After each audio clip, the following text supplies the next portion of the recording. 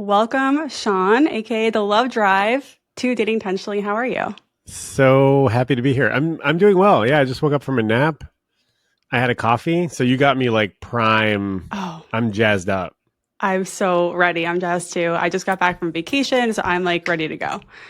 Cool. Let's go. All right. So I've been following you since I started my account in 2022. And what I really want to know is what is your approach to dating right now at 42 in Montreal? Like, what are you looking for and how are you meeting people? What's going on? Good question. Yeah. Did you say 44? 42. Oh yeah. Sorry. I think I feel like a 44-year-old, but I'm a 42-year-old. I had the funniest thing happen to me recently. I've been like dating online on and off like since the dawn of the internet, basically.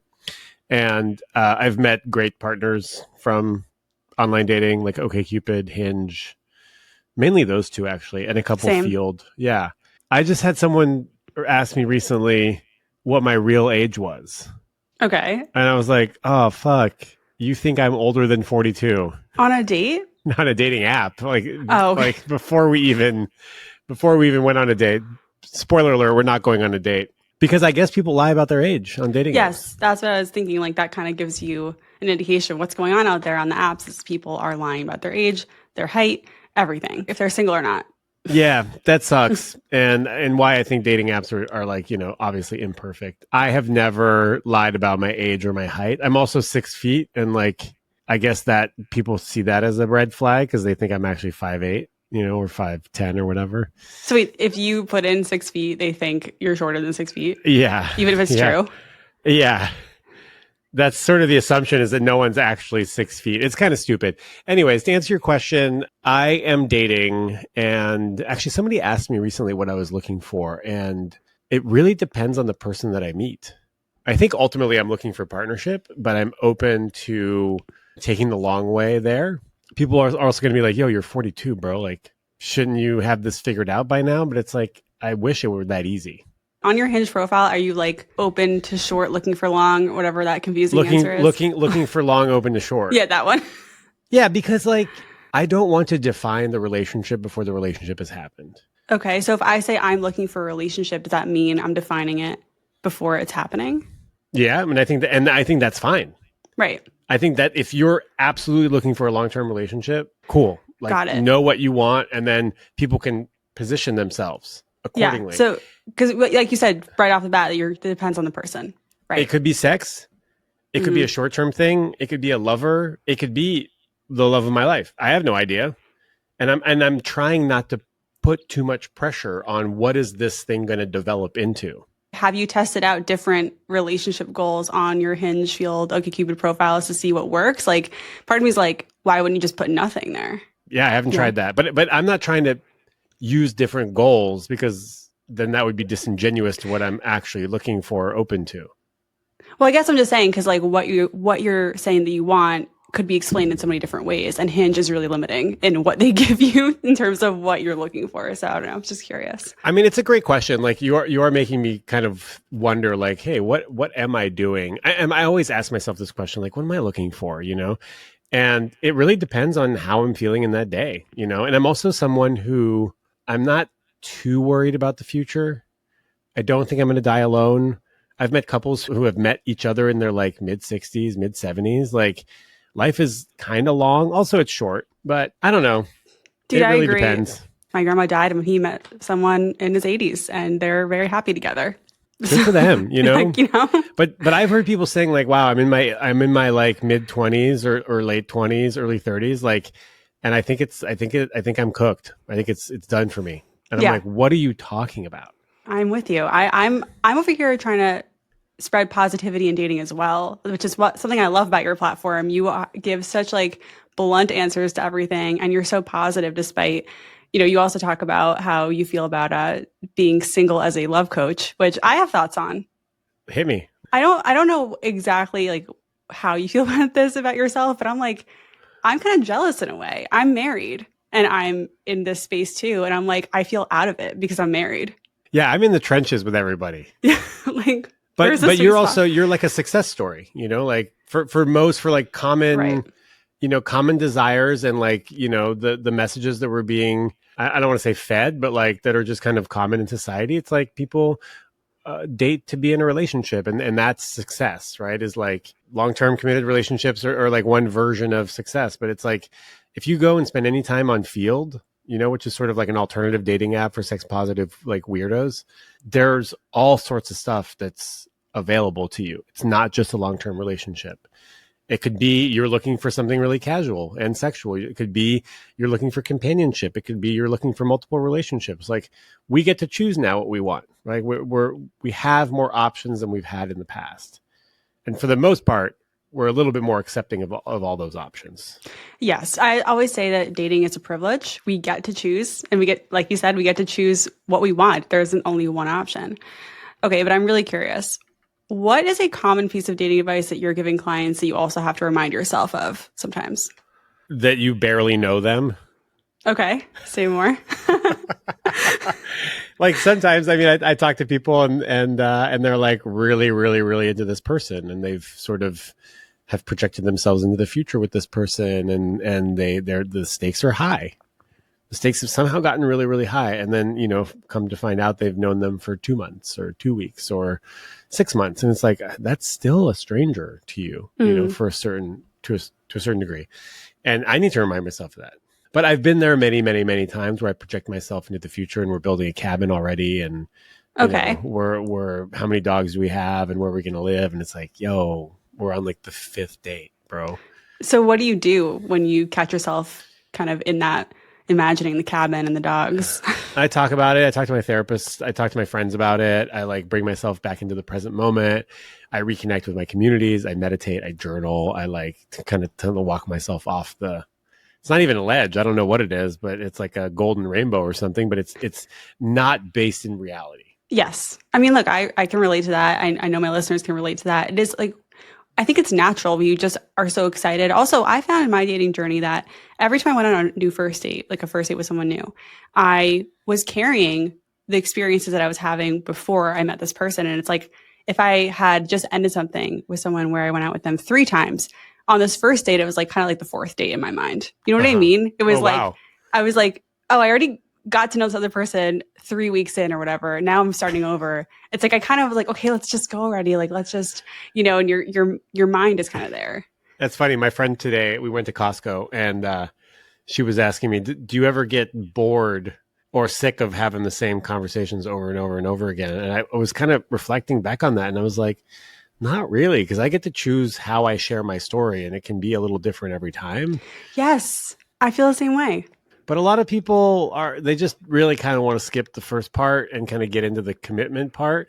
And I actually kind of like the first part. I'm a little scared, to be honest, of the commitment part. I was terrified to get into a relationship with my now husband. What happened? How'd you work through it? I white knuckled it. I white knuckled through the fear. I was like, no, this is what you want. He had no red flags. I'm telling you. Like, the reason I kept dating him, because I was kind of, I wouldn't say I was jaded, but I had seen it all at that point. I was like, okay, I'm not seeing any red flags, so I'm going to keep going. It wasn't like there are only green flags. It was the lack of red flags. No red flags. Isn't that a red flag, really? Obviously. Well, I think my no red flag could have been a red flag to someone else, depending on. I mean, I'm kidding. I'm kidding. I'm kidding. I know. I'm not saying he's perfect, but like, I'm with you on the, you've been talking about the look for good enough, the 67%, like whatever it is. But yeah, people really don't like that. They don't like that. I know. I talk about it a lot here too, but they want more. They want better. I say 80%, which is higher. That's pretty high. Okay, sorry for people listening. I've just watched a bunch of videos of Shaun talking on different podcasts talking about how do you can say it? It's not an original thought. It comes from Dan Savage. Dan Savage is a gay sex educator and columnist for The Stranger in Seattle, and he's been, talking about relationships and sex for like 30 years. And he has this theory called, stop looking for the one, just look for 0.67 and round up. And 0.67 is like, kind of the most that you should really expect from somebody else, because that also gives you the grace to not be the one because the one means you can't fuck up. It's like, it has to be perfect all the time. And so 0.67 is like enough. You basically make them the one. Eventually you grow into the one. Yes. But we're not going to get the one right off the bat. I agree. And back to your question, I was terrified, but I knew that one, you get into a relationship, it's not permanent. you can end the relationship. It's not that big of a risk to get into a relationship in some cases. And then two, like, trust myself. I had seen evidence that this was a great guy. Everything I was looking for. Go for it. And Yeah. I'm really glad I did. I did not listen to the fear. Yeah, sometimes you have to hijack your nervous system a little bit and go like, okay, this seems historical. Whatever this fear is, it's probably from childhood. It's probably from unhealthy attachment. And I'm actually trying to do different. And so you kind of have to hijack yourself a little bit. So dating at 42, even though you feel like you're 44, what do you feel actually, like? I feel older sometimes. What do you deal with dating in your 40s that you did not in your 30s? Like, how is it different? Aside from like the obvious technology advances and stuff. That's a good question. Well, I have a lot of listeners who are in their 30s, and I have 40s and 50s and 60s. So it's like, you're a rare case where it's like you have dating experiences across decades of your life, 20s, 30s, 40s, like probably teens. I'm a rare case for sure. Yeah. It's great. I guess I know myself more. I'm less willing to put up with stuff. But hey, guess what? I still put up with shit that I shouldn't be putting up with. Because sometimes I'm lonely. And I go, oh, and there aren't a lot of options for whatever reason. And I meet someone that I think is going to meet some needs. And then maybe they treat me in a way that doesn't feel good. You know, they're like not responsive, or they flake, or they don't show up in a way that they said they were going to show up. And sometimes, I stay when I should have probably walked. Mm-hmm. So maybe I know better, and I still have a hard time making the quote unquote right decision. I really appreciate that honesty, because I feel like there's this weird expectation that as people get older and mature, that there's like less of the messiness or mistakes or like, and it's like, no, that knows no age. But also, I think eventually you do start making better decisions for yourself, but it's not like linear, like, oh, now that I've grown, I will no longer accept this behavior. But I did find myself recently in the last like 4 or 5 months, I was dating someone, and my nervous system was very activated in a way that didn't feel good, but the relationship felt important. It felt like we could do each other some good, and it also felt very exciting, but also because she was kind of like withholding and not so present, not really emotionally available.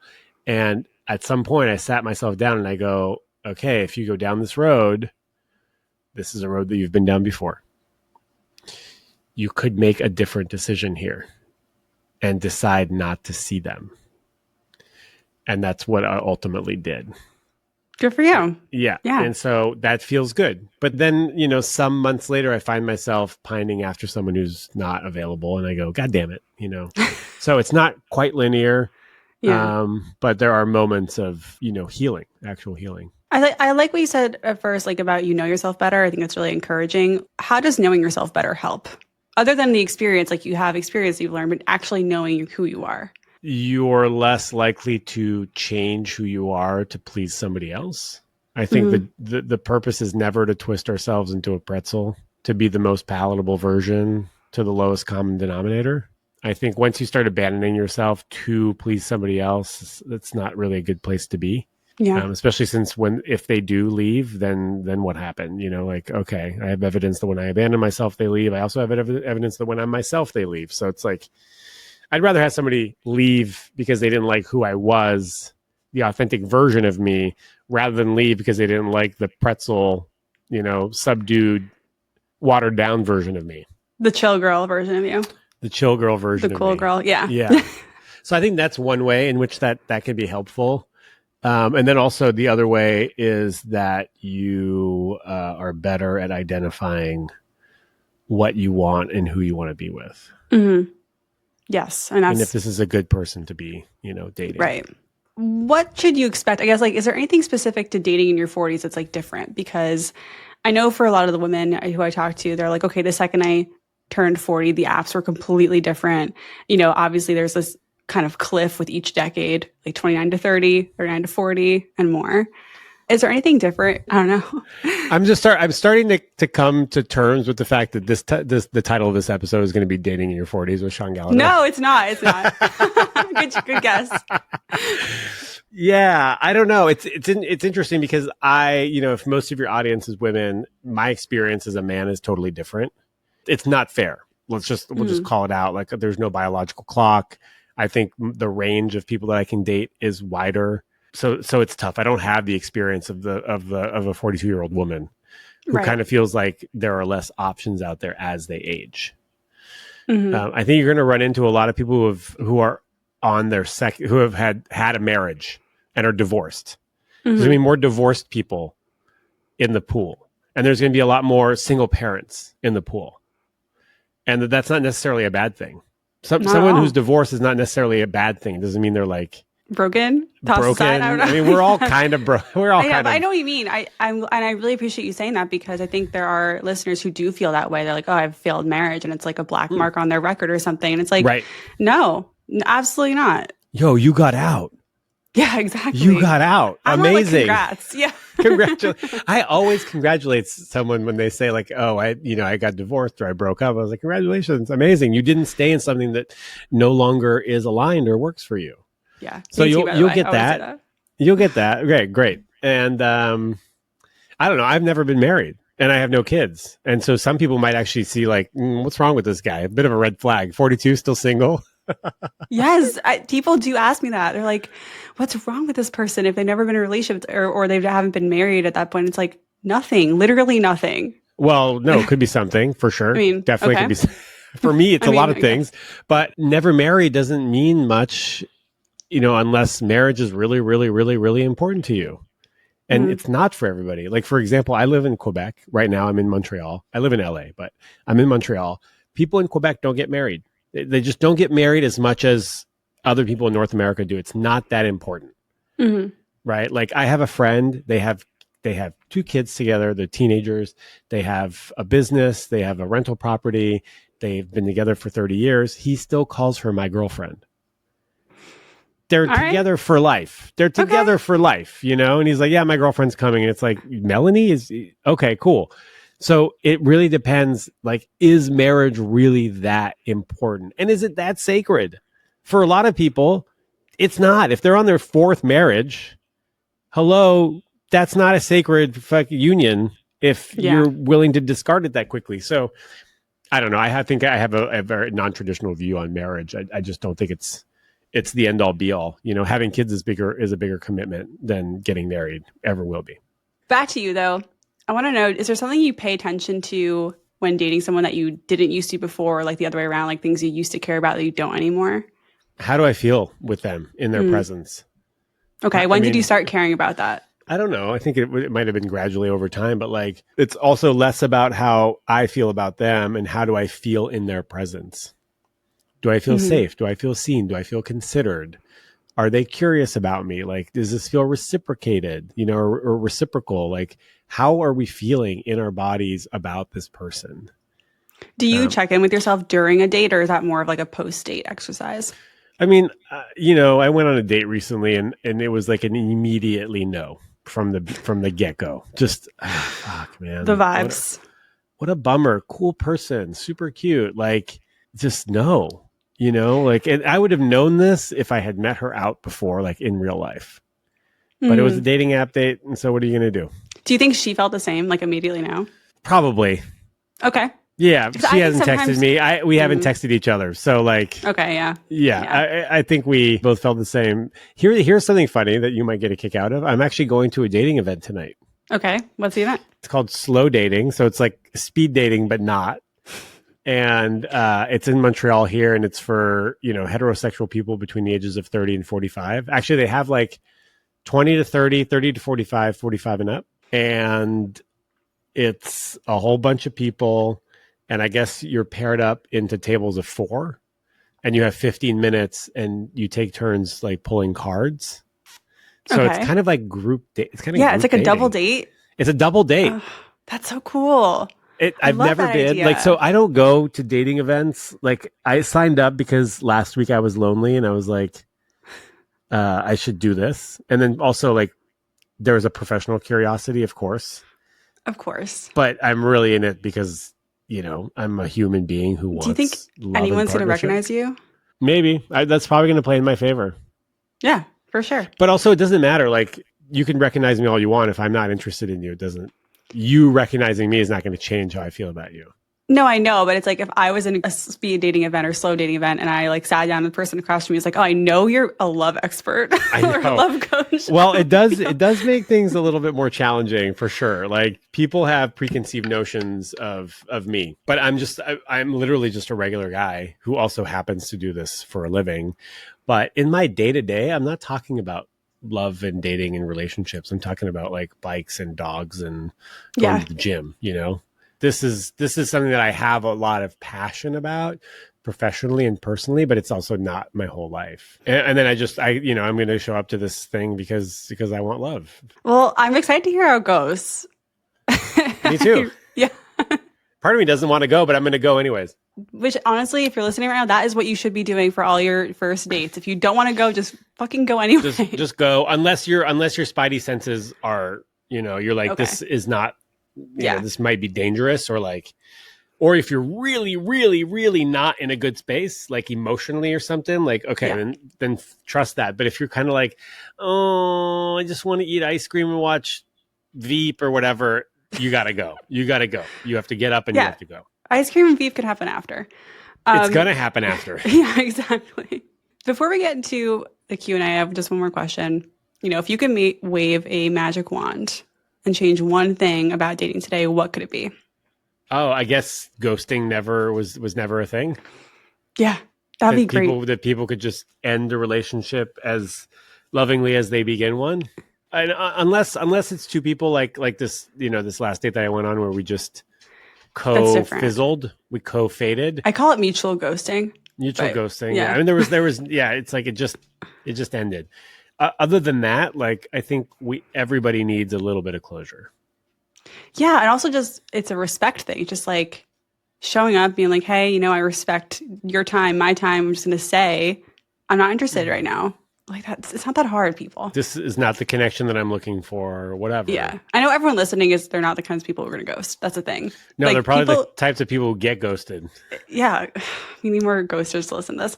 Okay. Ghosters aren't listening to, To intentional dating dating, podcasts. dating No. podcasts. No, they're just They're too not. busy ghosting. Totally. Okay. So I have some listener questions. I picked these just for you because sometimes I get questions that I'm just like, I do not know how to tackle this. I need to bring in the big guns. And, Okay, and, here we are. and okay. So this one I've actually been dying to ask you for a while because I think you have such a good answer for it. It's a longer question. Okay. I, 28 female, was dating a 30 male for about 3 months, and we followed each other on Instagram. And I noticed he was following like 200 plus OnlyFans and model accounts, and it really gave me the ick. I ended up ending it for other reasons because I felt we weren't compatible, and he also would never go down on me, and I didn't feel like my pleasure he cared about in the bedroom. With that and following all those accounts, it gave me really misogynistic vibes, and I felt I deserved better. I'm curious though if you would end a relationship because of that, or if I overreacted. No, I No. would for sure. Yeah.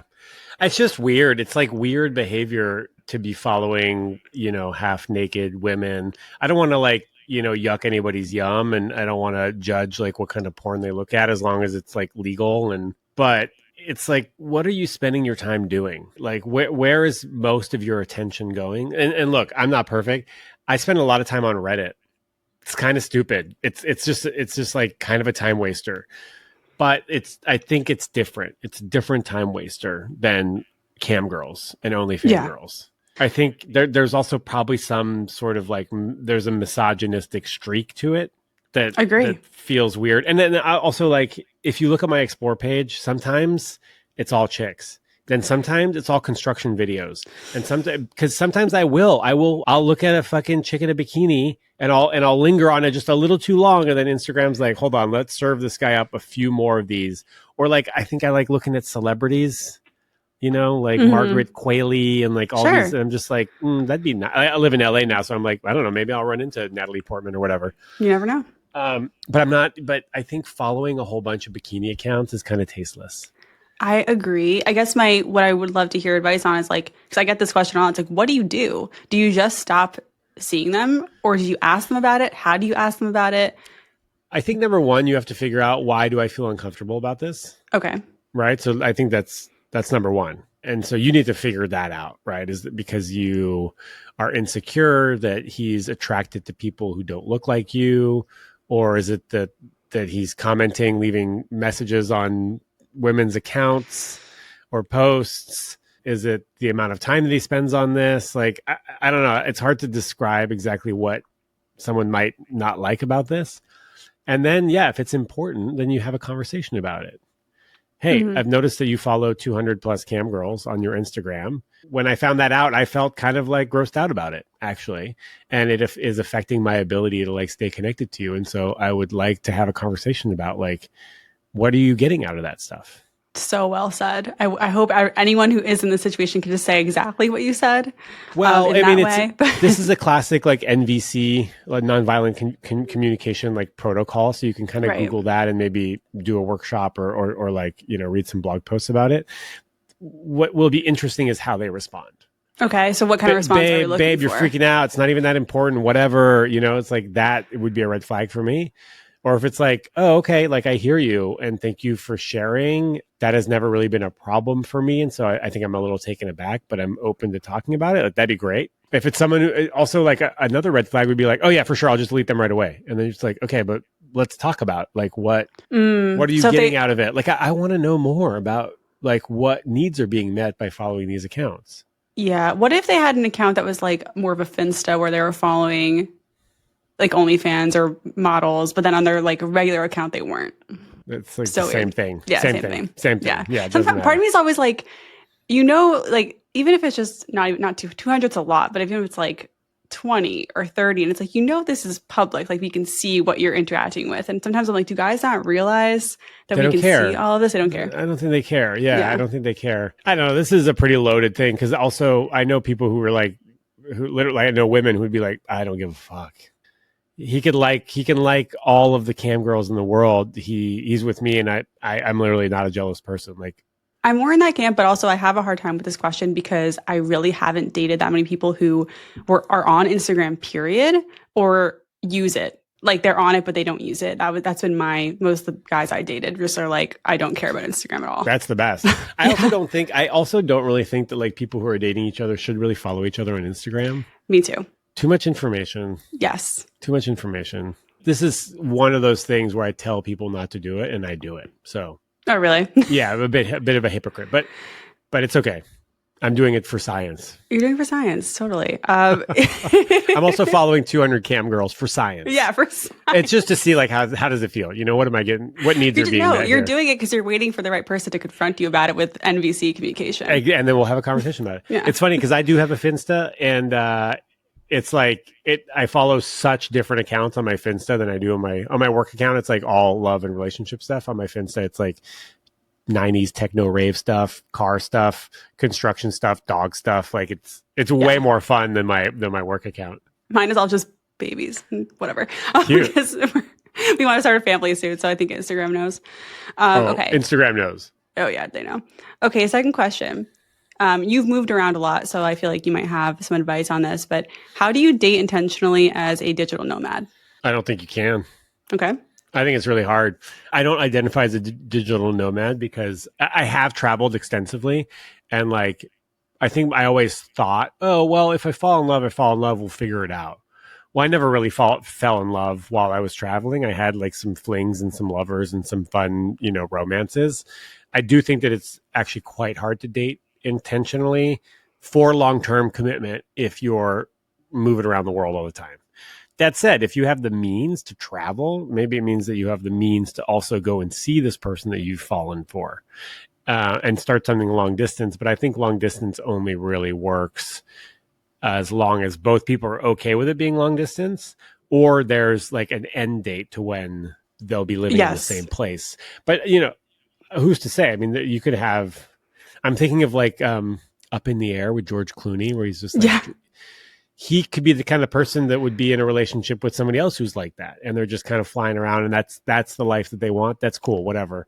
But for the most part, I think it's actually quite challenging. I don't identify as a digital nomad because I live in LA and I come to Montreal every now and then. Right. So, but I know you've like lived in all kinds of different places all over the world. Yeah. So it seems like what you're saying is if you want to date intentionally, you've got to kind of pick a spot for a while and press pause on the nomading part. I mean, I didn't say that, but that's one strategy. Okay.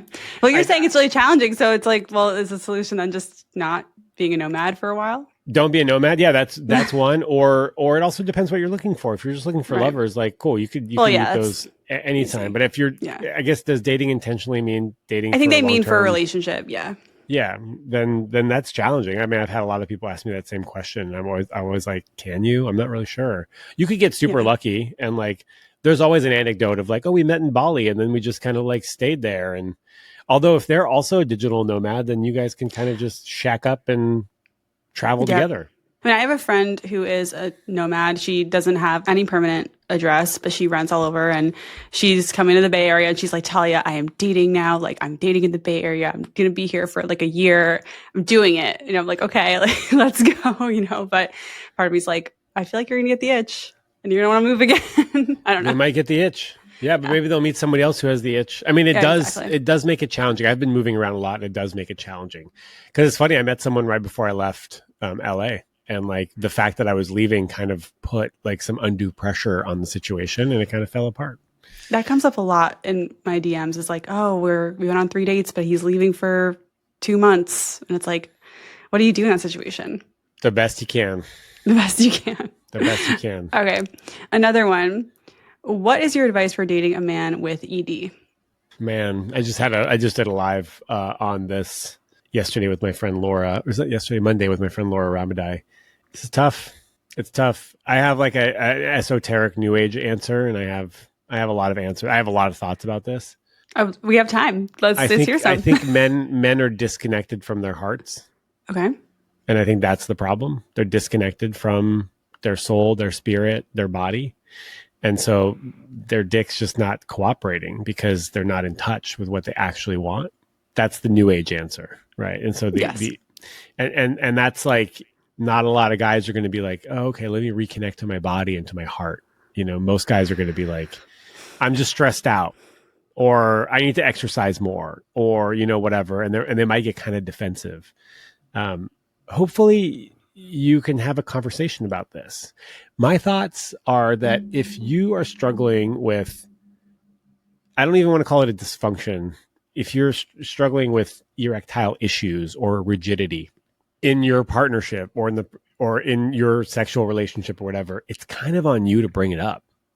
The Mm, person struggling, the person who's having a hard time maintaining an erection, it's on him to bring it up, and they rarely do, is what I'm starting oof. to learn. And then the That's problem is their crazy. female partner starts to think that it's actually about them, that they're not hot enough, or their technique isn't good enough. And if this is a new relationship, it's not about you. In an established relationship, it might be about the dynamic. It might be about the emotional connection. There could be all sorts of relational stresses that come up. But in a new relationship, 99% of the time, it has nothing to do with the other partner. So that's another thing to consider. It could be cardiovascular, like penis hardness is usually like an indicator that there's a problem somewhere. Right. They could be Somewhere like, hey, go get a checkup. Like, go, just, yeah, hey, yeah. honey, like I'm actually kind of concerned. I want you to be healthy. And sometimes when things aren't working down there, it means that there's something wrong up there, with your Hmm. heart or Hmm. whatever, cardiovascular, cholesterol, all that kind of stuff. So that's another thing. People who take SSRIs or Right. antidepressants, that can be a side effect, and then maybe there's another medication that they could talk to their doctor about. Some of the side effects that these are having on them. It's just like there's a lot of different avenues here. Okay, let's just say this is like has been an ongoing problem for this guy and he brought it up. Like it's just a known issue. It's not really going away. Like, can they still have a fulfilling sex life? Yeah, I mean, okay, if you're the kind of woman who absolutely needs penetration, you might struggle. Hmm. But there are a lot of things. Lesbians have a really fulfilling sex life, and there are no Right. penises involved. And also, lesbians are reported to have the highest level of orgasms and sexual satisfaction, with heterosexual women being the least satisfied. So Oh there's yeah. a lot that a man can do that doesn't Right. involve his penis to please his partner. That said, heterosexual women, a lot of them do enjoy penetration, right? And like they get a sense of whatever from it, of closeness, of intimacy, of whatever, and that might be challenging. It might be challenging for them to have a relationship with a man where that component is missing. Yeah. Okay, so it just sounds like it's like you have to know what you need in the bedroom. Can it work? But also talk to your guy. I guess if he's not talking to you, I mean, if he's not bringing it up, it's like you can bring it up. You And you kind have, of have to bring it yeah, up. If yeah, he's not going to bring it up, someone's got to bring it up. yeah, Unfortunately, it might have to be you. We really wish that wasn't the case. We right. really wish it was him. And do you have the kind of partner who is willing to work on this with you? Yes. Who's Yeah. open to having this discussion? A lot of guys aren't because their ego's just too wrapped up in their dick. And it's like, that's too bad. It is. It really is. I love your answer though. I think it's a great like nuanced answer. So thank you. Here's another penis related one. My Sweet. boyfriend my boyfriend refuses to orgasm because he's scared of having children. It makes sex anticlimactic. What do I do? That's hilarious. That's like, was the pun intended there? So good. Anticlimactic. I mean, maybe she did. I don't You know. didn't even, yeah, that's so good. Yeah, I don't know, dude. Like, That to me was like I was like I've never heard of this, but also I get it. I do know some people who are just take every single precaution, but I never heard of refusing to orgasm as a precaution. I mean, it's giving religious vibes. It's also giving this whole like no fap movement, you know, or like Mm, the like semen retention. I've not Uh, heard of these things, but okay. I believe yeah, you. well, so no fap November is like where Yeah, that guys I've heard like, of. yeah, Yeah. don't jizz But for a semen month. retention I have not heard of. Semen retention, yeah, it's like a little again some like esoteric things. Some people will say that like you can increase your testosterone, it makes you more of an alpha Oh. male, like all these kind of weird, like loosely related to some red pill manosphere stuff. Not necessarily. Okay. Well, assuming Could this also, isn't that. I don't know. Who knows? Yeah. I guess the homie's just scared of getting her pregnant. But I'm like, what about blowjobs or like Yeah, hand come somewhere jobs? else. Come in a different room. Yeah. Like come in like, you know, in the other Just go direction or across the something. street. Also, I don't know. I mean, yeah, condoms are like pretty darn effective at Yeah. preventing come outside the body. Well, she mentioned I shortened this question because it was a lot longer. I just got to the core of it. She did mention she's not on birth control, so it's like, okay, you could go on the pill if you want. That's an option. But this one, IUD, there's all yeah, sorts of other things. right. Condoms are effective. I mean, I don't know. There's something funny happening here that I can't really. You're right. It's probably deeper than just being scared of getting pregnant. I mean, yeah, who knows? There might be some family stuff, some family Right. pressure. There might be, I don't know. Although, Yeah. yeah, I feel like religious people are like they're usually into getting pregnant. The more, the merrier. Maybe it's like they were encouraged so much to procreate that they just are terrified. I don't know. Maybe. Just I goes remember the other way. my mom used to tell me we had a family friend who got this woman pregnant, and it sort of like ruined his life a little bit. And his name was Steve. And every time when I was a teenager, I'd get off the phone with my mom when I was in college. She would always be like, "Okay, I love you," and I go, "I love you too." And she goes, "Steve," and then she'd hang up the phone as a reminder, don't be like Steve, because Steve had unprotected sex and got some woman pregnant. And it kind of ruined his life. And so I'm not saying this is a good strategy, but I've been careful. You know, I've been careful about not getting somebody pregnant because That's like great. there was an impact there. You know, it's like it's not a nice procedure to No. have to go through all those decisions and quite possibly, you know, have a kid, or get an abortion or take Right or plan not. B or like Yeah. whatever your preferred route is. So yeah, I think homie's maybe just a little scared. We think we Yeah. probably need to talk about why he's so scared. And he might also be a little sheltered and not really understand how reproduction works. That's a good point. Great answers. Okay, here's your last one. I'm 4 dates in with someone and I can't make up my mind if he's a good fit for me. I'm ruminating a lot. 4 dates in. Just go on another date. Who cares? Yeah. Go Exactly. until you know. Yes. Okay, but people have an issue with this, Sean. They're like, well, aren't I leading them on? Aren't they going to think I'm really into them if I keep going out with them, but I don't know? Okay. So So, you're leading them on a little bit. No, you're not leading them on. You're just, I mean, okay, first of all, that's not even that bad. If you were leading them on is more like I'm pretending I want to have a relationship with them just to have sex with them. That's leading them on.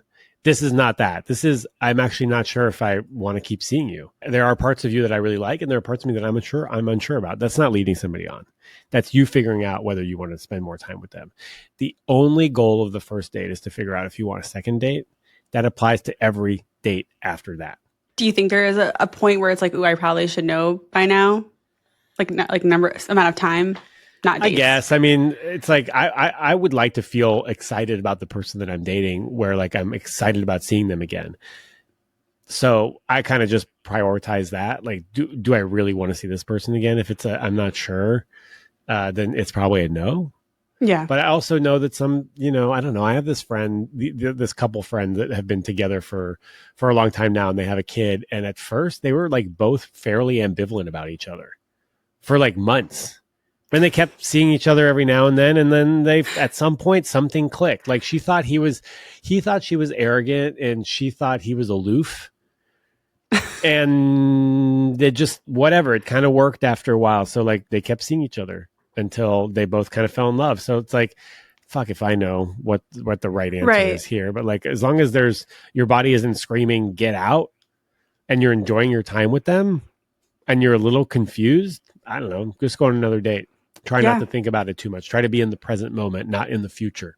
Yes, I did. Like that's how my approach with my husband, like, and also everyone I dated. But it took a while for it to click. It took like, and people are like, "What you didn't like him at first, but you're with him. Like you settled." Like, no. I got to know him and realized he's amazing. Yeah. And for me, good enough is absolutely not settling. But yeah, people get freaked out. I think they also are overly worried about other people's feelings without considering their own as much. It's like I'm always like, be a little selfish, prioritize your feelings and your experience more at first. Yeah, and if hopefully the other person's doing that too, and you're both having a blast. It's Absolutely. funny. I heard recently someone saying, "When is good enough not been good enough?" That was me. I thought, oh, nice. That's right. Yep, that was me. And people really get on me about that all the time, and it's like, I just wanted to be married to a really great person, and it's like I knew that it's gonna be messy and hard, even with an amazing person. So. I love that. I'm happy for you. Thank you.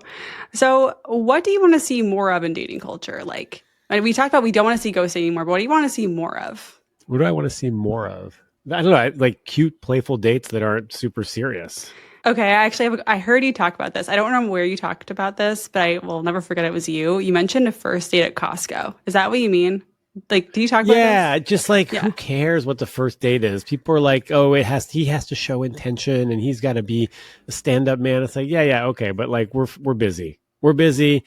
We got crazy lives. Everything's expensive. Like, can you just give us a little bit of grace? We're under fire by the 24-hour news cycle. It seems like all of our rights are getting stripped. Like, children in Gaza are starving. It's like, okay, can we just take it down a notch here? Can we just see if we like spending time with each other? Does it really matter what we're doing on the first date? Does it have to be the best first date, like most planned out, where homie's paying for everything and you're going to a fancy restaurant? No. Can we go get an ice cream cone and go for a walk? Yes. Does it mean that he doesn't care about you? No. So like playful little bop around dates that aren't super high stakes, I think is where we need to be going for the first couple dates. 100% agree. Did you actually do the Costco first date thing though? Because like I had several people send this to me because I've talked about Costco on the podcast before. No, you didn't do it? I haven't. No, I haven't. Only because the Costco in LA where I live is like kind of a nightmare. Oh yeah, fair. But I went to Costco today with my friend. It was super fun. I could see myself doing that on a first date. I could see myself. I mean, I feel like if I go out with a guy who has a membership, that's like a huge green flag. Like, oh. We need to put this into perspective. A Costco membership is $60 a year. It's really not that expensive. Like you can, everybody can afford one. For sure. For the most part. I mean, confession, I'm on my dad's. Yeah. Confession, I'm on my mom's. Yeah. So okay.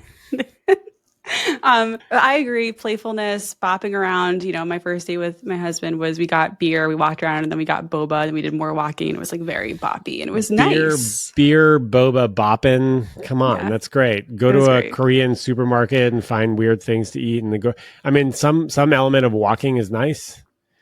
Some element of bopping, something to eat, something to drink. You know, that's like casual. Yeah. Drinks that can kind of go into dinner, that's fine too. I don't know. I think we have too many rules. I agree. I was talking to a friend just earlier today who was like, I have a date tomorrow, but he didn't confirm, and I don't want to have to confirm. It's like, girl, shut up. Just reach out and just be like, are we on for tomorrow? You have a life. Yeah, are we on or not? Yeah. Are we on? Yeah. Also, you know what? I think we should split the bill. Oh, yeah, me too. Oh, yeah. I feel like that's a hot take these days, but I think we should split the bill. Oh yeah, I have a whole episode about why I think we should be splitting the bill, and people did not like it. But I agree. I think it I is know, just it's so pink tax, outdated. and I like know. whatever.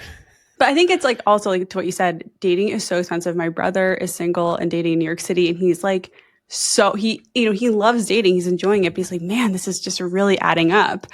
And it's not like he's not looking for a partner or anything. He like totally is. He like wants to commit. He doesn't want to be like constantly dating, but it's like, yeah, this is tough, you know? I will say that people in Montreal have been really happy with like park hang as a first date, That's good. where we like mini picnic. I bring a Yeah. couple things, you bring a couple things. $15 max, cheese cracker, you get the sodas, we're done. Perfect. I love that date. Shaun, this has been so fun. You've given us so much wisdom today. I really appreciate everything you shared and how candid you are. And just thanks for being here with me. It's my pleasure.